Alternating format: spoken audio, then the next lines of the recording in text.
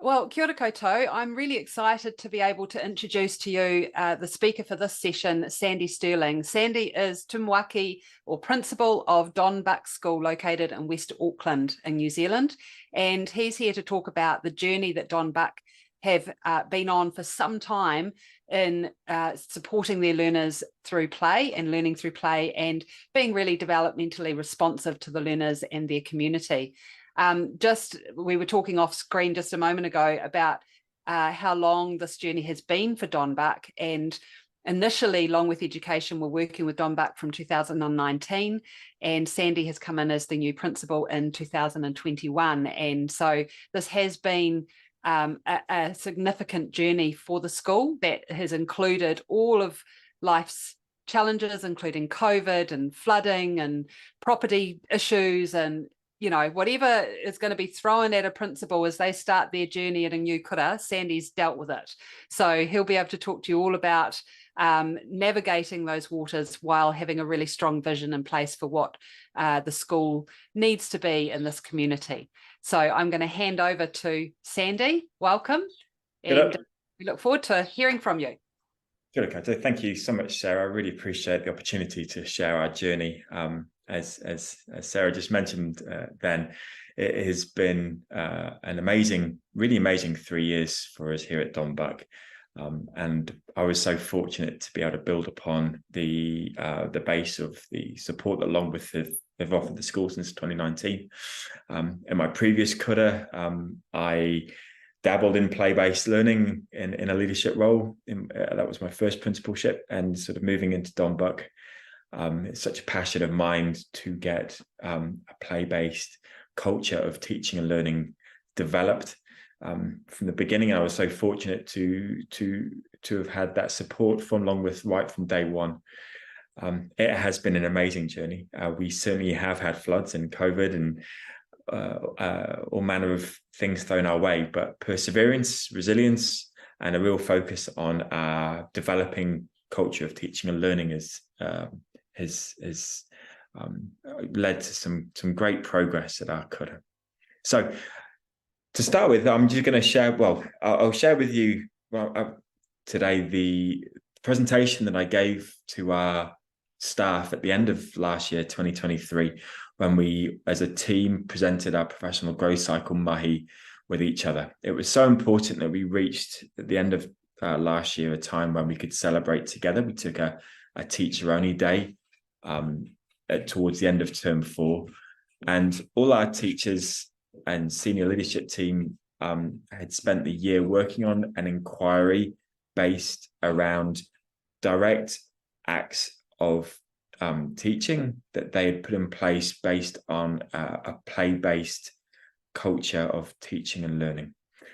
And it was exciting to get to a place at the end of term 4 2023, having worked on this development over 3 years under my leadership, to really celebrate through a day of presenting how we've grown in our pedagogy, how we've grown by our hands-on developments within our classroom spaces, outdoor learning spaces, and certainly sort of working backwards. When we got to the end of our day, I remember our DP Hayden, when we were having a discussion point, saying, I think we've really hit a new level here, and everybody felt like, yeah, I think we have.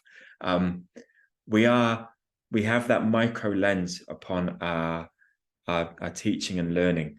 We have an understanding that focusing on the environment around our developed culture of notice, recognize, respond, which is our mantra, which is our everything now at Don Buck, has enabled us to really make really precise changes to our teaching and learning based around what we're noticing and how we're recognizing what we're noticing compared to the curriculum, and understanding, really truly understanding that the magic of teaching comes within our responses.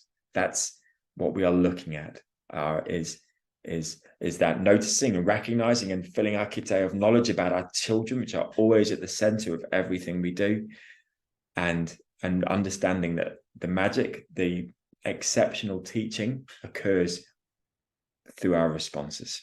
And man, it's been quite the journey. So let's start with I've gone from the end. Let's start from the beginning. So this is just the professional growth cycle model that we've used at Donbuck for this year, that we've worked through. And it's a very similar one, I imagine, to what most people have been using. Identifying the strengths, that's the strengths within our teachers. And then identifying an area of professional growth that those particular the teachers want to investigate further through the year. We've had loads of coaching sessions around to support the teachers through these phases. The action plan was created during term 2, and then term 3, and then moving into term 4 is when we work through and track the actions. Again, continual coaching sessions occurring. And then, as I mentioned at the beginning there, we ended with a fantastic presentation to our staff at the end of the term. So if we move on to our next slide, a bit about me. So this is what I presented to our staff. So my role as principal, my strengths, we go from a strength-based perspective at Donbuck, and I'm sure that's the same with most kura around the motto. Ultimately, we all bring our individual skills, attributes, strengths to our roles, and it was important that we started from that place. So pretty confident in my curriculum knowledge. I've got a fair bit of experience now of managing schools, leading teams of teachers. I bring a fair bit of energy, sometimes a bit too much energy, and have to be dampened down somewhat from our SLT and staff. And I'm really passionate about connecting with school communities. And I believe that everything that we do, everything, be it from my position through to the whole team at Donbuck, is for our children. Clearly, we're at the center of everything that we do. And our need for them to make progress in their learning journey, in their individual learning journeys. And I also believe that getting the board together and our community together, our families, our whānau, wow, what a powerful thing it is when we can get all of our stakeholders together working on the same waka. So if we can move on to the next slide. Thank you. So I believe that I worked on my professional growth cycle was Mahi really did begin in 2021. It wasn't just a 2-term thing. It's taken us 3 years to lead the developments in growth at our school, to make it authentic and to have it stick, which we are now getting into that frame, which is just an amazing place to be. The growth for me, of the growth for my leadership was needed because it's high stakes. My goodness, how important it is, what a responsibility it is to be a principal. We've got children's progress at stake here. It's massively important. It's really important also that we are supporting our communities. And my goodness, what we've been hit with through COVID and floods, etc., the last couple of years, it's been so clear that sometimes working on that hierarchy of needs at the lowest level of making sure that everybody's okay and that people are looked after before learning happenings can happen has been key. And so taking on a leadership of organizational change development, for me, I wanted to develop my strategic leadership capability. I was learning from people before taking on Donbuck, my 3 years at my previous school in Te Aroha in the Waikato.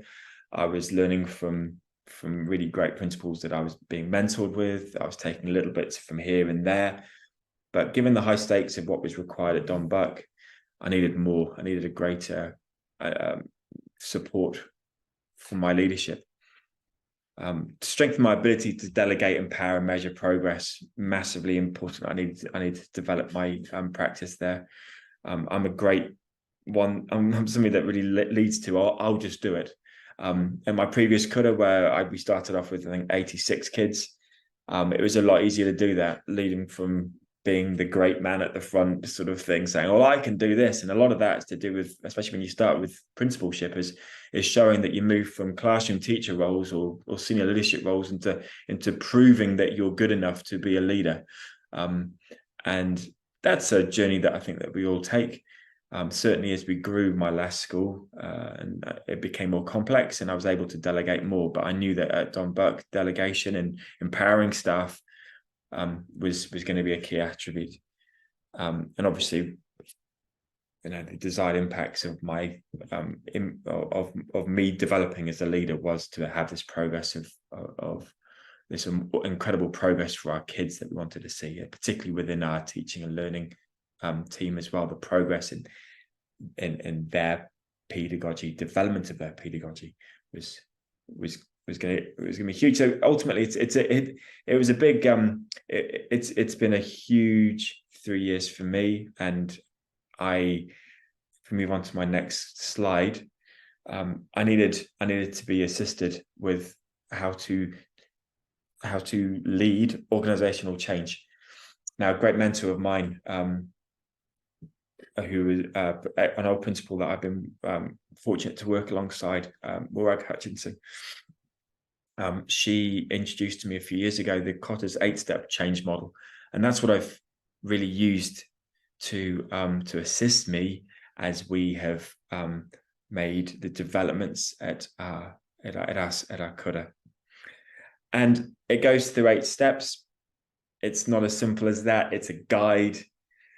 It's empowered me. It's been inspiring to me. I was naturally drawn to this change model because it had those words of creating coalitions and visions and communication, empowering, understanding that creating quick wins really motivates and establishes a momentum. But it already started for me back in 2021 with that very first step of creating urgency. So if we go to our next slide, please, that'd be great. Creating urgency was from day one, from the challenge that I was offered from our board of trustees at our kura. It was understood that the school was disconnected from its community. When you looked at traditional reading, writing, and maths assessment, it was terrible. It was terrible. Half of our children being below where they needed to be. Inequity that existed between Pacifica and Māori students across the board. I remember before having the interview and looking at these traditional results and thinking, "Oh my goodness, this is quite unbelievable." So really, when I moved into the role, and 2021 was a funny year because of COVID. We were half of the year we weren't even here, so that gave me a lot of time to think about what my plan was going to be. So with 2022, we started with a really deep dive into our current state analysis, and that enabled us to all see as a team the urgency that was required. We did a deep dive into our SCOT and a pestle analysis that we did with our teaching staff, with our board, with our community, and that really highlighted our strengths and the opportunities that exist, but also the areas of concern that we had. We also were able to identify the outside influences that were having an impact in our school. A big one that was identified that came through from COVID was a transiency of our school. It was the role was so unstable. We were losing lots of kids, but we were gaining lots of kids as families were getting squeezed out of our community due to increased rental prices, and wanting to move to other areas of the country in middle of a pandemic to be closer to family. And so it was really challenging to know exactly how many children we had at our school, and which families were carrying along with our journey with us. So really understanding that urgency was the biggest viewpoint. We had the self-review, and we also had these traditional reading, writing, maths results. And I'll never forget, it was week 4, term 2 of that year, when we had a bit of data to go by. It was on a traditional reading, writing, maths level, and having that staff meeting to present to us, our staff. I brought in the support staff, a couple of board members as well, and it was black and white, showing the current culture of teaching and learning that we were attempting to develop was not working. Our children were not receiving equitable we weren't offering equitable opportunities for our children to succeed, to make progress. And progress is a massive word, which I'll get onto later for us. So really, it was, once we went through the Scott and the pestle analysis in our internal analysis, we noticed that this isn't right, because on the one hand, you're saying that half of our kids are failing, in essence, aren't where they need to be, but we're seeing this absolute magic in the authentic day-to-day running of classrooms. We're seeing the arts just flourishing. We're seeing children taking risks in PE, and particularly around their cultural cultural currency that they bring to school. And we were noticing that children were, it didn't match up. We were measuring incorrectly. We were taking it from a deficit model of how it always used to be, by reading, writing, and maths being the be all and end all.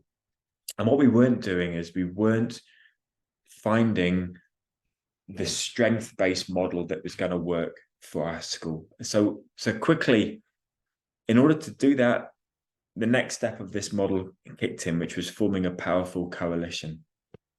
So if I can grab into the next level, because it's all good saying to the staff, this is where we're at. It's not great. We're in this position.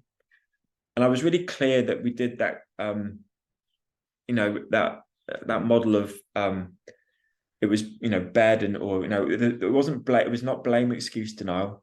We were working on that ownership, accountability, and responsibility of our position. And I was number one, taking that accountability and ownership of it. So from there, it was a case of creating an organizational structure that was going to support our aims, with having the children in the center. And I was fortunate to have some really great people at that time on staff who had been teaching for many, many years, and were showing that we're I suppose when we had really kind of, and you've got to have, my goodness, you've got to have those difficult conversations when it goes to the root of what people's beliefs are about teaching and learning. And it became really clear that we were taking all this reading, writing, and maths data for no real reason. The testing was just seen as being an annoyance to daily routines of the class. And the teachers were really down by the fact that we were having to report back to communities and to parents and to the kids themselves that, look, you're still not where you need to be. You're still not where you need to be. How are we going to achieve? How are we going to make progress here? So it was almost like a breath of fresh air. It was like, we don't have to keep doing this. We really don't, because we are seeing this. We are seeing confident children come into our school. We are seeing children with skills, talents, abilities that we really want to capture.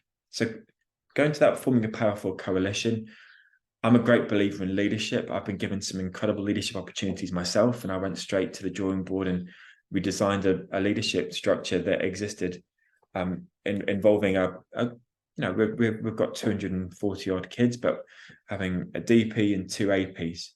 I wanted to create a senior leadership team that we could delegate and really support the teachers to create the changes that we are going to be developing, knowing that we're going to be making developments further on the line. It couldn't just come from me. It had to be a shared approach from the senior leadership team. And I was really proud of the way that the SLT came together at this particular time.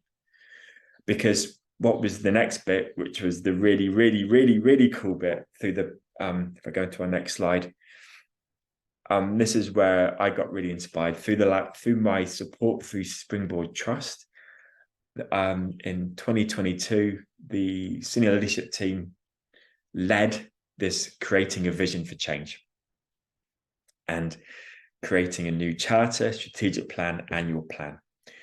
Man, it was massive. And we wanted, having a really great understanding of the aspirations of the community, the children, the staff, we wanted to verbalize, to create a vision statement that really was aspiring for our community, for our kids, that was really held them in the highest, that their progress as being the most important thing for us, to every day work towards supporting. So ultimately, we spent 2 months and we came up with 2 words, because we wanted to make it really snappy, really clear, really concise. And our vision statement is exceptional together. And exceptional together, it's not excellent, it's not achievement, it's an understanding that we are all exceptional, all of us, children, staff, community. We're exceptional through the skills, the abilities, the traits that we bring to school every day. And our role as a school, our role as a staff, is to notice and recognize everybody's exceptional. And we're using that as a strength base, but we're hooking off the learning to go from people's exception. And of course, it's together, because we're a village, we're a community. And that is that exceptional together. And we made our first big mistake. I mean, throughout all of this, you make heaps of mistakes, and we've made so many mistakes along the way. Firstly, our original Te Reo descriptor of exceptional together was Motuhake Tahi, which we went with. We did our consultation. We thought that was great. We only just turned out end of 2023 that after working closely alongside Te Kawerau Maki, our local iwi, we realized that was wrong. That translation's wrong. Kokari Ngā Tahi is now the definition of, is the Te Reo of exceptional together. Man, I was so annoyed that we got it wrong, but I'm so happy we've got it right now. And through creating a vision for change, we started on the micro level straight away. We didn't want to create this vision statement that was like creating and promising everything, because it just would have gotten lost. It had to be to the point, exceptional together. I can explain that, and have done on many hui now, exactly what that means. But I also know now that our teacher aides, our teachers, our property manager, we can all talk about what exceptional together means. So that was a really binding thing. By the time we got to the end of 2022, we were like, oh, okay, this is awesome. How now are we going to do this? How are we actually going to make exceptional together? At that time, Motuhake Tahi, but now Kokari Ngā Tahi. How are we going to let that live within our school? So if I can go to the next slide, that'd be great. Communicating the vision was massive to the community. And this is where our partnership, our guidance, really, through Longworth, Jill, at that particular time, who we were working really closely with, I hang on her coattails as to her knowledge. And it was just, it was so beautiful, because we'd spent so long on this idea of exceptional together as our vision statement. And we wanted to be able to describe, or we wanted to be able to share with our community and our children, and as to, okay, that's our why. It's our site, like the Simon Sinek circles, and why, how, and what. You know, the why was our vision statement of exceptional together. How we do it: notice, recognize, respond. And it was, again, if we're at that point when we communicated the vision to the community as to how we're going to do it, if we started talking about waffly stuff about, talking about matrices of how we were going to plot kids, and talking about we're going to how the set formula of,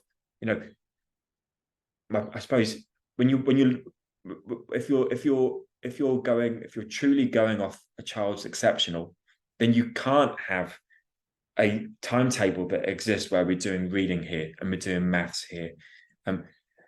It's not authentic enough. You've got to have the ability to let the children show they're exceptional at times in the day when they are able to do that, be it first thing in the morning or be it in the afternoon. Or so notice, recognize, respond was so important for us because it showed to the community, firstly, that we are trying to grow together with exceptional together. We're trying to grow exceptional teachers.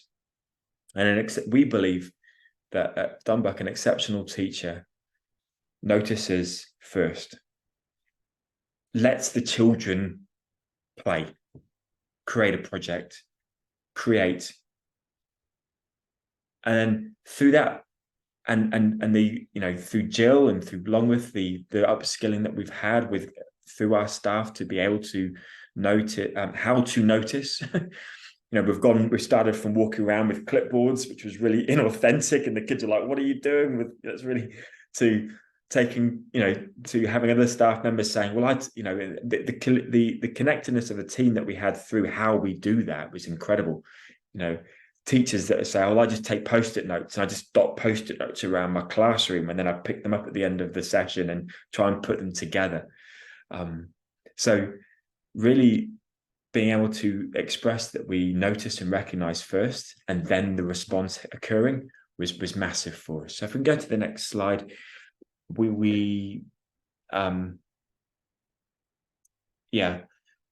really have come together through what is our individual exceptionals as teachers, and that's taken us into so many different avenues. We've got I think every single school is so fortunate to have such a wide variety of skills. I've certainly, from my own teaching experience, I remember times when I felt quite sort of shackled in a way, when I knew that my exceptional was within. I used to love doing drama. I used to love doing bringing the arts to life, but knowing that I wasn't really able to do it at the certain times of day, taking those shackles across, that was where that organizational structure that we put together was so critical. It wasn't just from me. Teachers needed to hear from the senior leadership team, from the DP or the APs that were in class, saying, "Yeah, you've got full reign to be able to to run for 3/4 of an hour at the beginning of the day, an imagination time, or a time when kids can be, depending on whether be outside or inside your classroom, just spend that time noticing and recognizing what the children are doing. What do they come to school? What do they naturally gravitate? Let's work out. Let's see where they naturally gravitate towards." So in order to do that, the focus from the beginning of 2023 and through last year was on the environment. The learning environment was our biggest focus. So if we move on to the next slide, that would be great.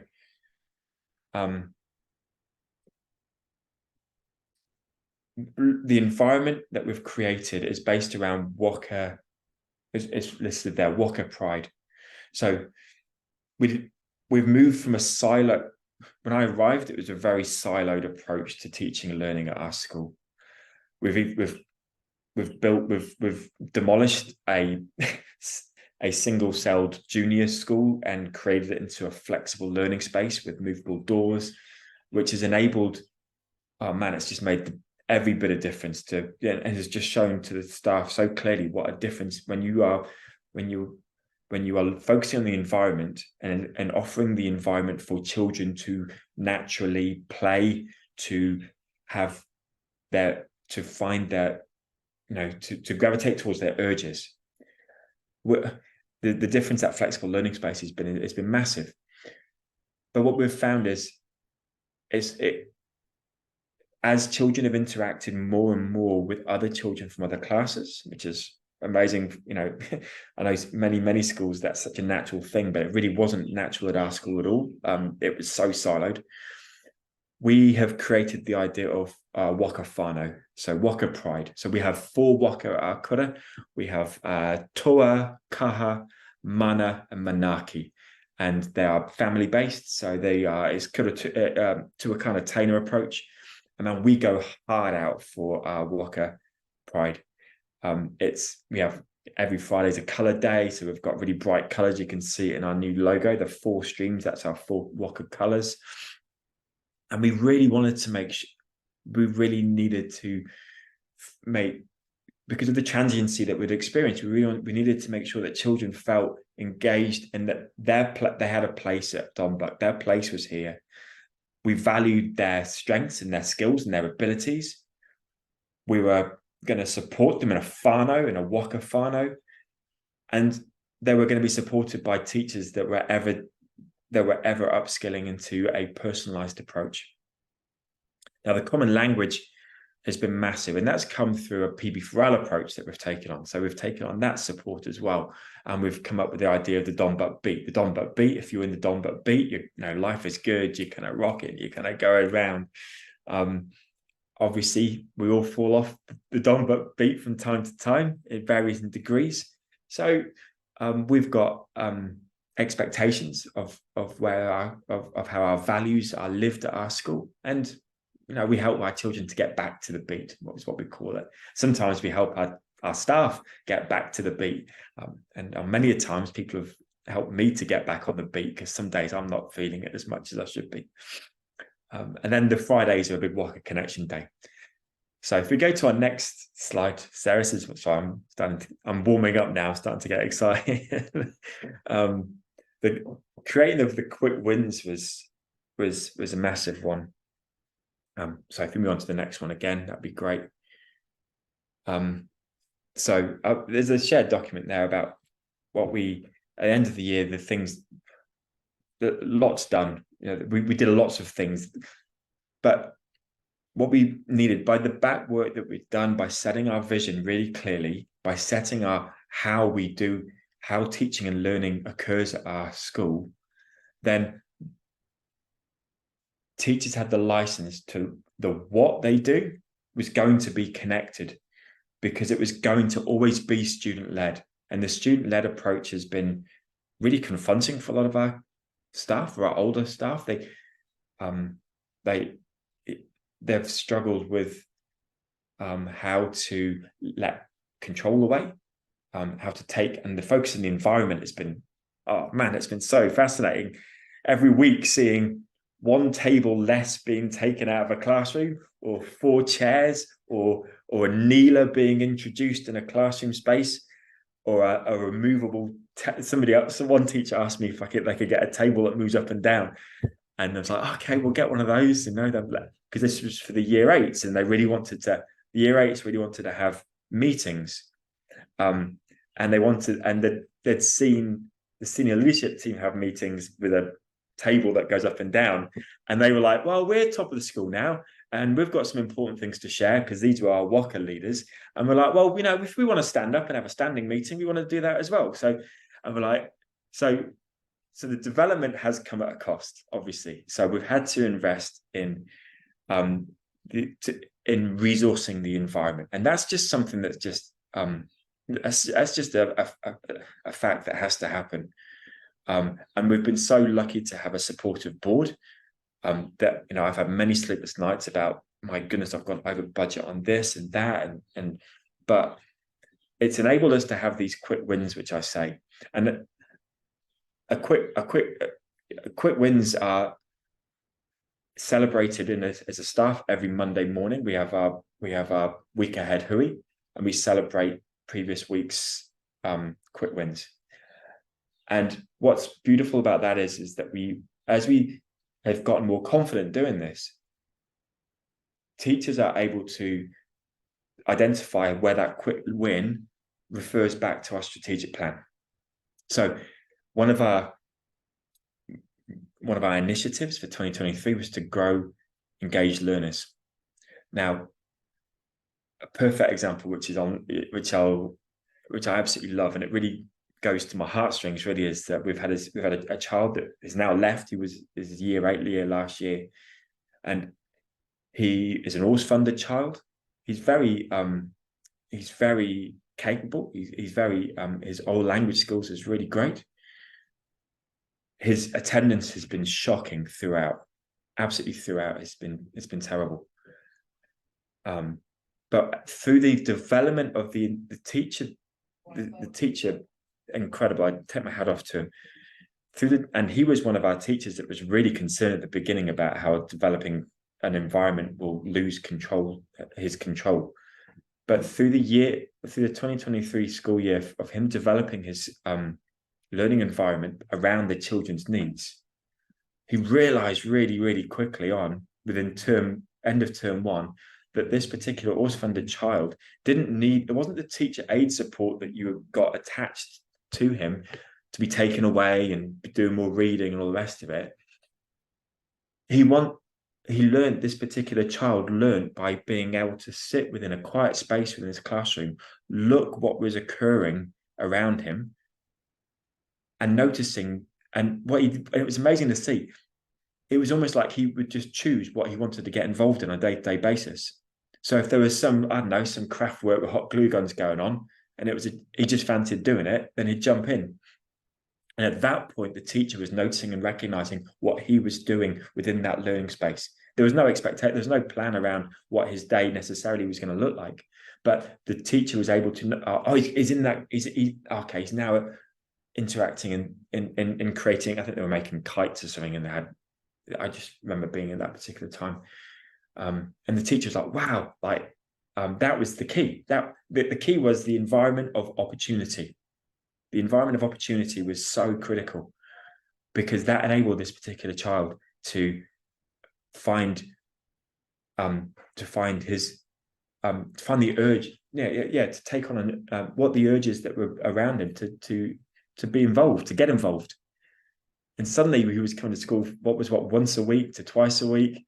And we celebrated at the end of term 4 when he had 2 weeks of 5 days. Never been done before. And that led to, so that was a real win for us through the year. But I think what we were sick, and as we had the Don't But Beat going, and we had expectations on behavior, and because of respect and our three values, we had a real problem. And I remember having a senior leadership team meeting because we had a few stand downs happening, and we were like, well, you know what? We were looking at the attendance statistics. We'd gone from averaging sort of 60 to 85. And the issue that we had was that the children are at school more often. So what are we going to do with them?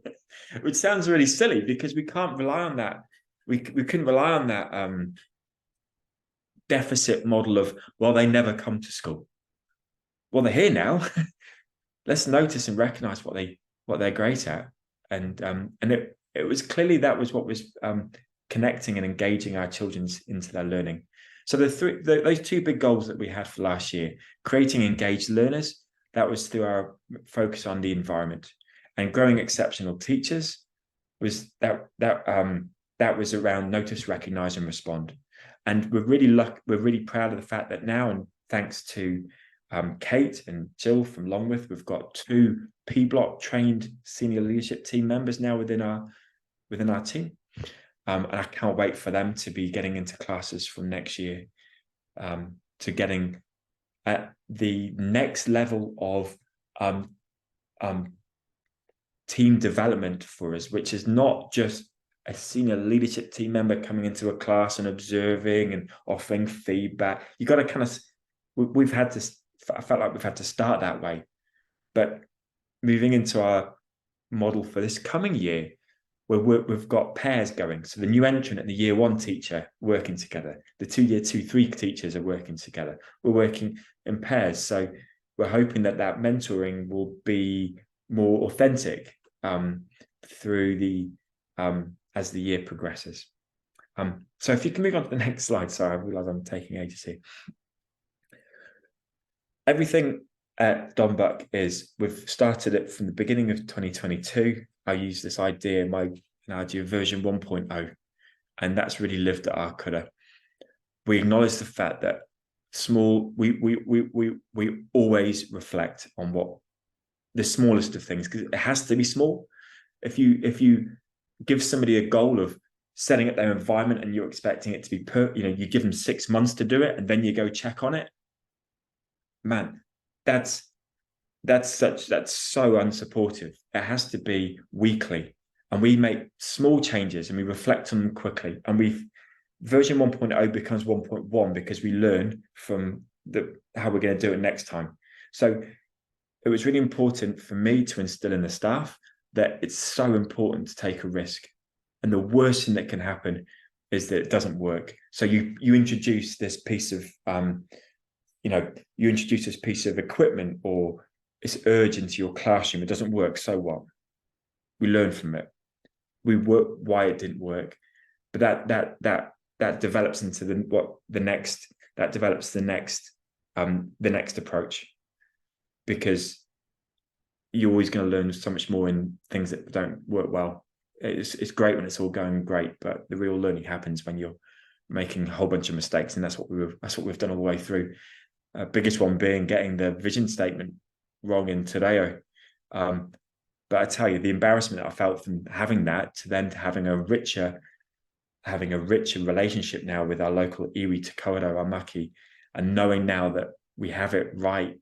Not right, it's not a case of having it right, knowing now that our vision is set for we're doing things for the long term here.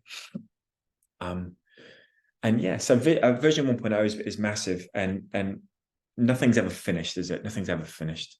And as we look to the start of a new year, it's like starting all over again. New groups of kids, new areas to focus on. So building on the change really goes into my last point. Where the greatest shifts have occurred? Well, I mentioned the increased attendance. That's been massive, and we're really proud of that. Progress of teacher confidence, capability, and capacity in developing a notice, recognize, respond culture of teaching and learning. And that's phenomenal. Our focus for this coming year is on responding. Progress in developing interior learning spaces around our children. The photographs from the beginning of 2023 to the end of 2023. And we had a real good laugh and a joke about it, actually, because we were like, oh my goodness, we were doing this. And also increased number of services being offered to children in the community. We've had community engagement through creating a community hub, engaging our community, their strengths and their exceptional, to show that they have a part to play within our school. If we move on to the next slide. Almost there.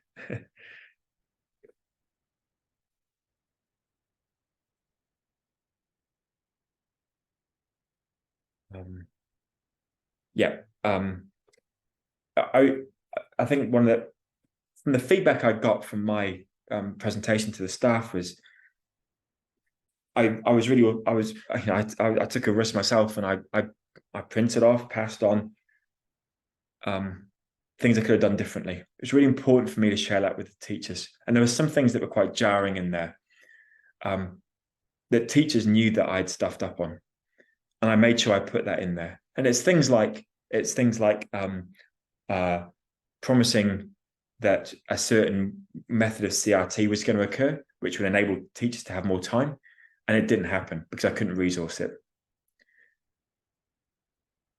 And by offering that really broke down a lot of barriers, because it really showed that we're going to stuff up all the time, but we're going to share those stuff ups, because I'm going to get such and such, the year 3 and 4 teacher, to help me to build it up for next time.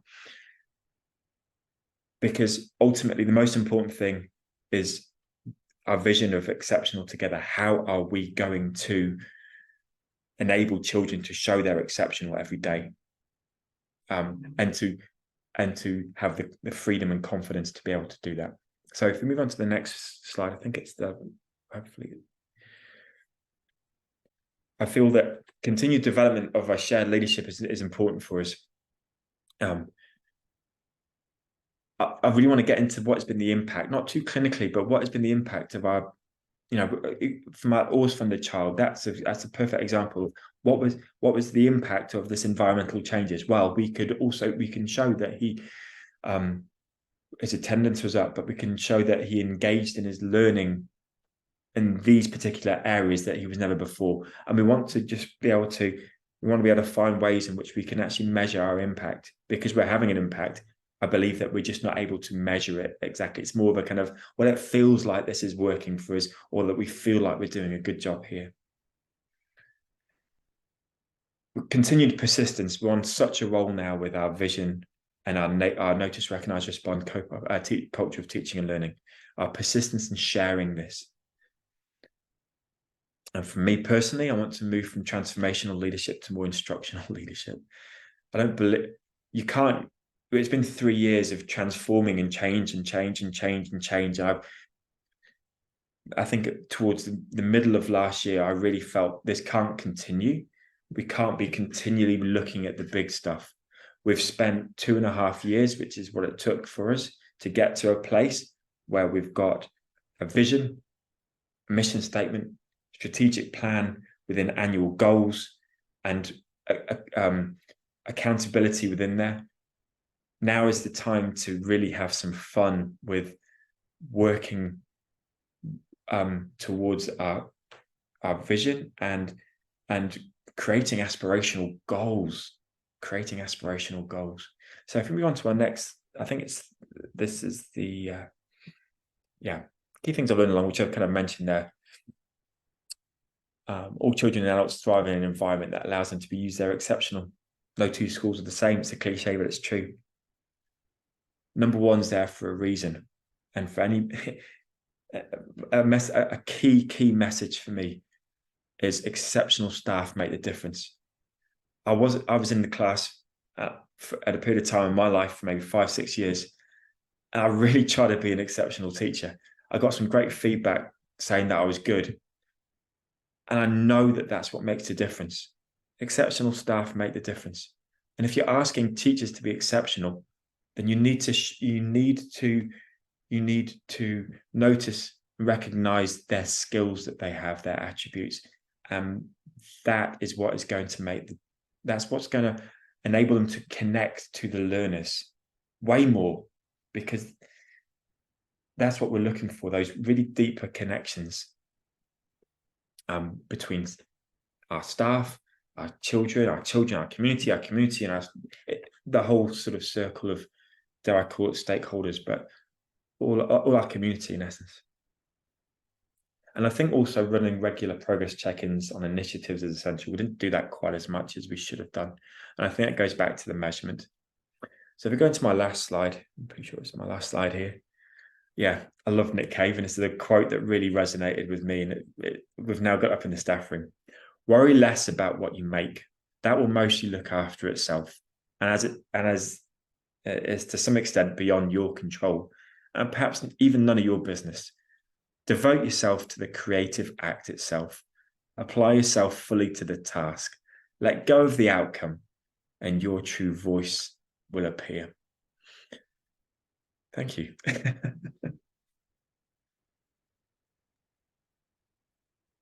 Oh, thank you so much, Sandy. What I want to say a celebration of a hard slog, right? Because, those who will have followed this will see that, what you've shared here is really authentic, raw. This is what it takes to transform a school and to be able to create a community and create a shared vision as you've done. And as you say, it took 2.5 years. I think it's taken longer in a way because, there's been all those other things that have come along the way as well. And I'd say that to that, it's taken that to get to this point. It's the eternal game we're playing. It's not a time frame at all. It's just, and that's what we found so fascinating with, I didn't quite mention it before, but progress. Achievement is one thing. Achievements are milestones. Progress is the authentic. we're wanting to be continually making progress Yeah. in Yeah. the school areas, and Yeah.